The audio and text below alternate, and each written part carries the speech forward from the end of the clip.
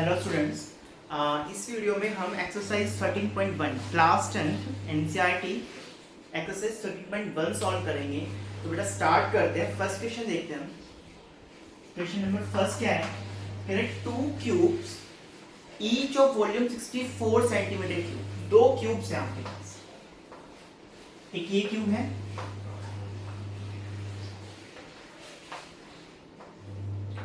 और एक और क्यूब।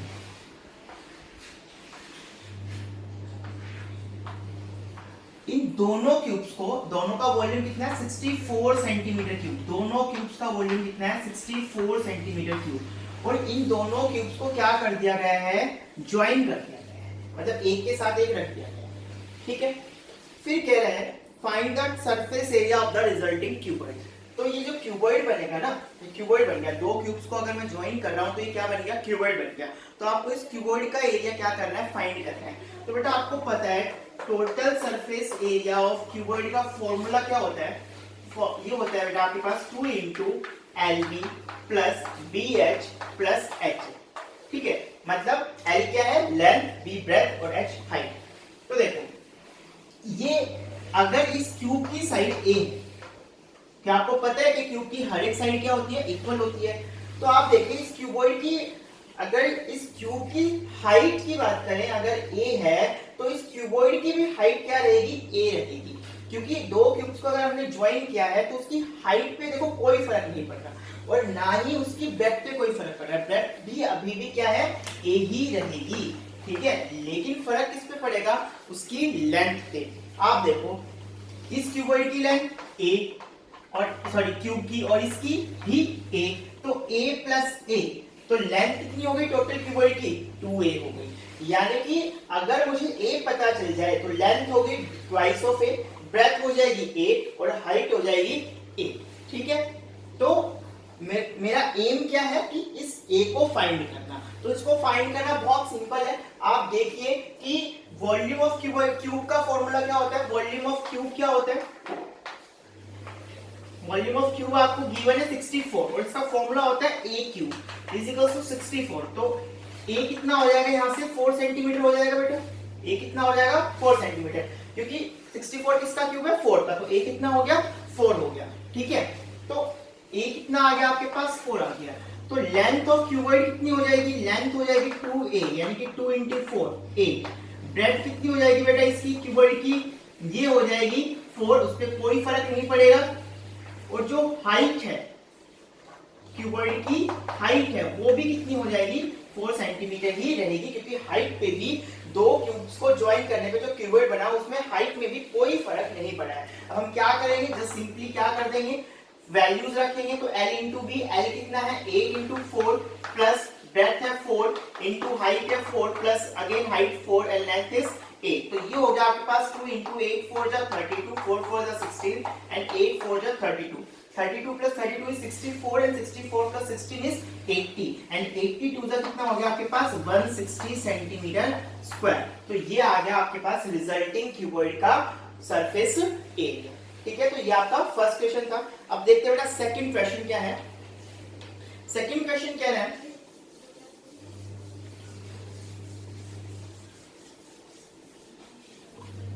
सेकंड क्वेश्चन है a vessel is in the form of a hollow hemisphere. एक वेसल है, बर्तन है, किस तरह से है? In the form of a hollow hemisphere. एक होलो मतलब खोखला, ठीक है, उसके अंदर मटेरियल कहीं कुछ नहीं है। होलो हेमिस्फीयर है, माउंटेड बाय अ होलो सिलेंडर। ये एक होलो हेमिस्फीयर है और इस होलो हेमिस्फीयर पे क्या रखा गया है? एक सिलेंडर रखा है, वो भी कैसा? होलो ही है। ठीक है, इस तरह से इस पे क्या रख दिया? एक सिलेंडर रख दिया। हेमिस्फीयर और हेमिस्फीयर पे क्या है? सिलेंडर। ठीक है, अब क्या कह रहे हैं? The diameter of the hemisphere is 14 centimetre. इस हेमिस्फीयर का डायमीटर कितना है? 14 सेंटीमीटर है। डायमीटर कितना है इसका? हेमिस्फीयर का 14 centimetre and the total height of the vessel is 13 centimetre. पूरे वेसल की हाइट ये कितनी है? आपको कितनी गिवन है? 13 सेंटीमीटर। ठीक, ये कितनी है? 13 सेंटीमीटर।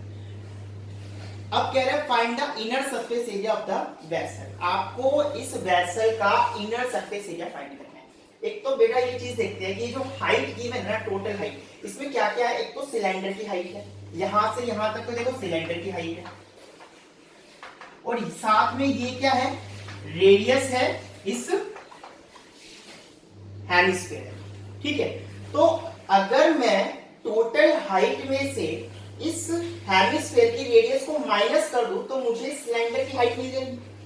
ठीक है, और ये r मुझे पता है क्योंकि डायमीटर मुझे गिवन है 14 सेंटीमीटर। जो हेमिस्फीयर आपको दिया हुआ है उसका डायमीटर आपको 14 सेंटीमीटर दिया हुआ है, तो रेडियस कितनी हो जाएगी 7 सेंटीमीटर। तो 13 माइनस 7 यानी कि हाइट ऑफ सिलेंडर कितनी रह जाएगी आपके पास 6 सेंटीमीटर। तो सिलेंडर की हाइट कितनी आ गई मेरे पास 6 सेंटीमीटर। ठीक, अब आपको फाइंड क्या करना है, इनर कर्व सरफेस एरिया। यानी कि इसमें दो देखो, दो स्ट्रक्चर आपको दिखाई दे रही है, एक आपको दिखाई दे रहा है हेमिस्फीयर, तो हेमिस्फीयर का इनर सरफेस एरिया निकालना है, तो जिसका फॉर्मूला होता है 2 पाई आर स्क्वायर। ठीक है, और साथ में क्या है, एक सिलेंडर है, साथ में क्या है, एक सिलेंडर। तो इस सिलेंडर का भी हमें इनर कर्व सरफेस एरिया निकालना है, बोलो है, तो ठीक है, कर्व सरफेस एरिया लिख लेगा, जिसका फॉर्मूला होता है 2 पाई आर एच। ठीक है, अब आप देखो आपके पास 2 है, पाई है, आर भी आपको पता है। देखिए रेडियस जो है सिलेंडर की और हेमिस्फीयर की दोनों की सेम है, सिलेंडर की और हेमिस्फीयर की रेडियस सेम है।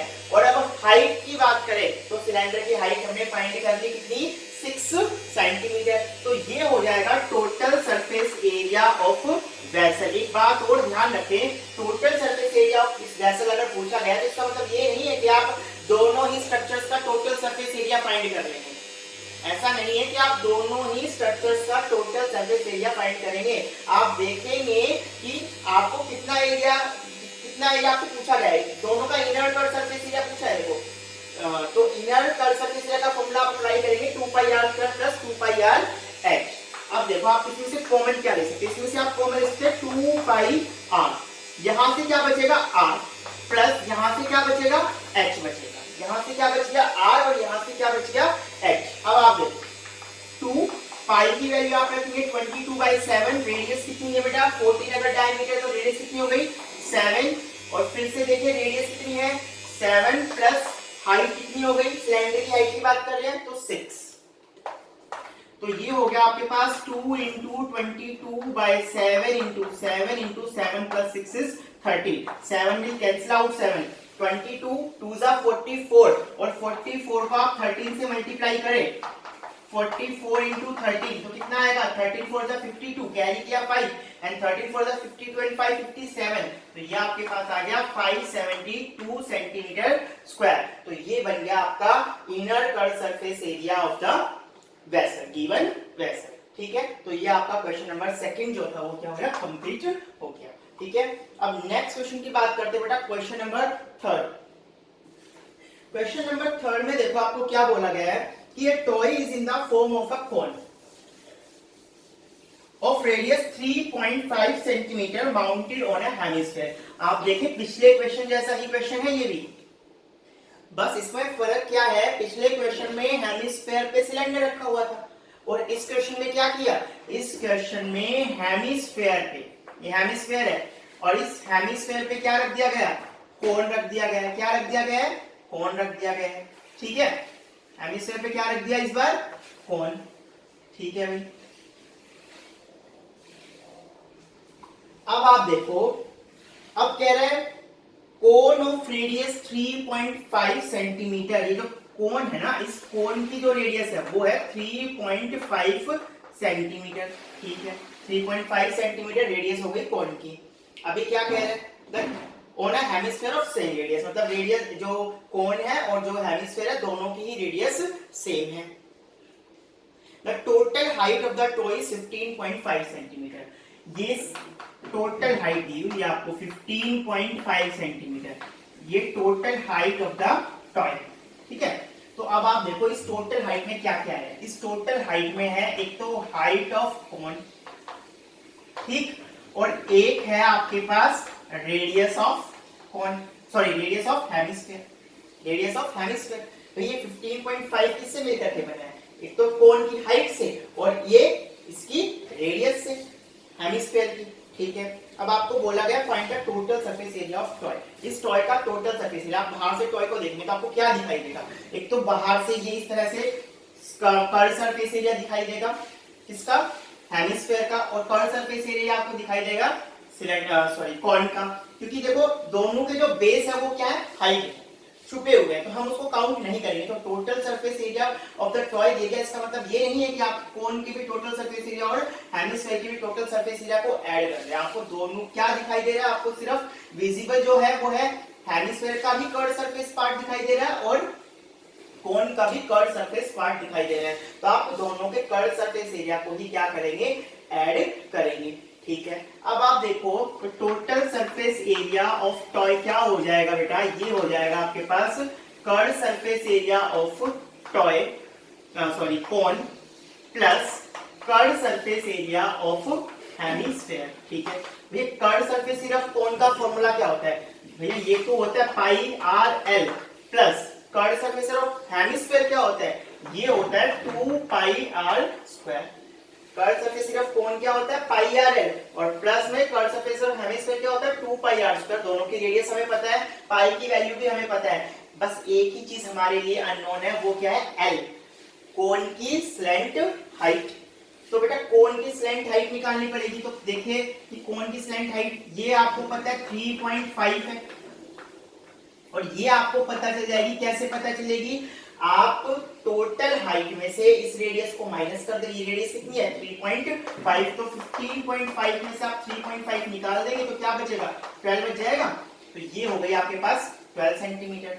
अब आपको क्या करनी है? Slant height of cone find करनी है। तो एल का फॉर्मूला क्या होगा? L R square plus L square.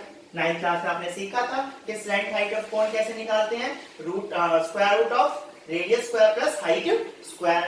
ठीक है, अब आप देखो r कितनी है बेटा? 3.5, 3.5 का स्क्वायर प्लस हाइट कितनी है कोन की? 12 है, 12 है तो 12 स्क्वायर। ठीक है, अब आप देखो 3.5 का स्क्वायर कितना होगा? 12.25, और 12 का स्क्वायर कितना हो जाएगा? 144। आप इसको ऐड करेंगे तो ये आपको मिलेगा बेटा 156.25, 156.25। और ये जो है ये किसका स्क्वायर रूट होता है? 156.25 का स्क्वायर रूट अगर हम निकालें तो ये कितना आएगा? ये आपके पास आ जाएगा बेटा 12.5।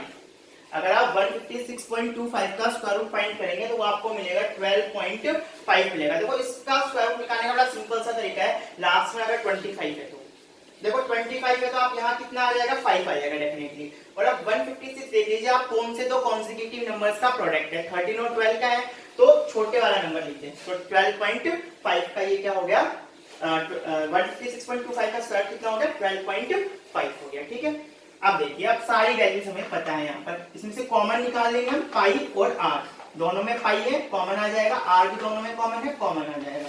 तो यहाँ बचेगा आपके पास एल प्लस 2r। अब देखिए पाई कितना है? क्वेश्चन में बोला है 3.14 लेने को, चेक कर लेते हैं।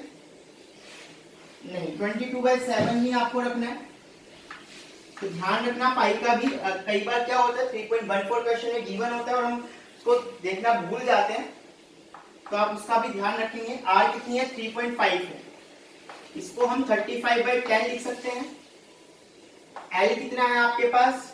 एल अभी अभी आपने फाइंड किया 12.5, तो इसको मैंने लिख दिया 125/10 प्लस 2 इंटू आर। आर कितना है? वही 3.5, तो इसको लिख देंगे 35/10। ठीक है, अब देखिए बेटा 7 बन गया 7, 7 5 से 10, सॉरी 7 5 से 35, एंड 5 बन गया 5, एंड 5 2 से 10, एंड 2 ये हो गया 11। तो ये हो गया आपके पास 11, और इसको अगर आप सॉल्व करेंगे तो 125/10 प्लस 70/10, तो ये आपके पास बन जाएगा 11 इंटू 125 प्लस 70 हो गया आपके पास 195, और अपॉन हो गया 10। ठीक है, इसको कैंसिल कर दें तो ये हो गया 5 2 जा 10 और 5 3 जा 15 एंड 5 9 जा 45। ठीक है, मल्टीप्लाई करेंगे इसको तो 11 9 से 99, कैरी किया 9 है, 11 3 से 33 एंड 9 इज 42 बाय 2। तो ये आ जाएगा आपके पास 2 2 जा 4, 2 1 जा 2, 2 4 जा 8, 1 एंड 2 5 जा 10। तो ये आ गया आपके पास 214.5 सेंटीमीटर स्क्वायर। ये आ गया आपके पास area of the total surface area of the tub. ठीक है, तो आप टोटल सरफेस सिर्फ टॉय फाइंड करना है। तो आपको दिख रहा है इसमें एक हेमिस्फीयर है और एक कोन है, दोनों का ही आपको कर्ड सरफेस पार्ट नजर आ रहा है। तो दोनों का कर्ड सरफेस एरिया निकाल करके हम क्या कर देंगे, ऐड कर देंगे। ठीक है, बस तो curved surface area of cone क्या होता है, पाई आर एल होता है। कर्ड सरफेस ऑफ हेमिस्फीयर क्या होता है, 2 पाई आर स्क्वायर होता है। ठीक है, तो हेमिस्फीयर के लिए तो देखिए सारी चीजें हमें पता है, 2 पता है, पाई पता है और आर भी हमें गिवन है। लेकिन अगर कोन की बात करें तो एल हमारे लिए अननोन है, अभी भी एल हमें नहीं पता। तो सबसे पहले हम क्या करेंगे, कोन की स्लैंट हाइट फाइंड करेंगे। तो कोन की स्लैंट हाइट फाइंड करने का फॉर्मूला क्या होता है, root of R square plus H square. R हमें पता है और एच हम फाइंड कर लेंगे कैसे, total height of the cone में से हेमिस्फीयर की रेडियस को क्या कर देंगे, माइनस कर देंगे। तो हमें कोन की हाइट मिल जाएगी जो कि कितनी है, 12। तो इस तरीके से हम क्या कर लेंगे, स्लैंट हाइट फाइंड कर लेंगे। सारी वैल्यूज अब हमें नॉन है, फॉर्मूले में वैल्यूज रख देंगे और उसको कैलकुलेट करके हम आंसर फाइंड करेंगे। नेक्स्ट क्वेश्चन देखते हैं बेटा, क्वेश्चन नंबर 4।